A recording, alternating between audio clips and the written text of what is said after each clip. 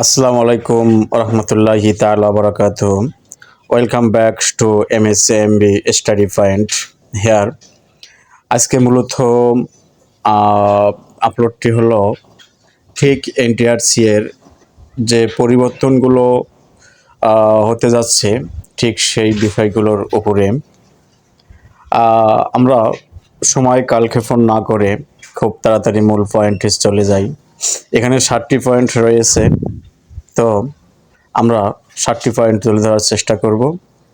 Number 1, NTRCA নাম বিলুপ্ত হবে, এর পরিবর্তে চালু হবে বেসরকারি শিক্ষক নির্বাচন এবং নিয়োগ সুপারিশ কর্তৃপক্ষ, সংক্ষেপে এনটিএসএআরএ অথবা এনটিএসআরএ, যেগুলো হচ্ছে সম্ভাব্য নাম।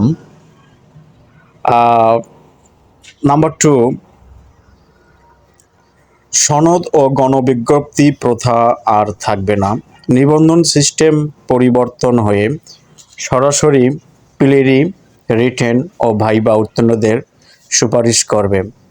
এখানে কোনো প্রকার সনদ দেওয়া হবে না, আর এটা 19তম থেকে কার্যকর হবে।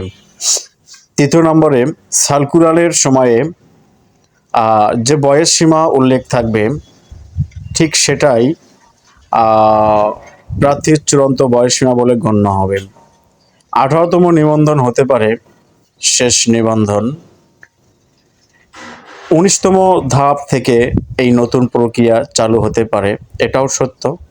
19তম ধাপেও এরকম সনদ দিতে পারে, তবে নাও দিতে পারে, তবে 20তম থেকে অবশ্যই সনদ দেয়া হবে না।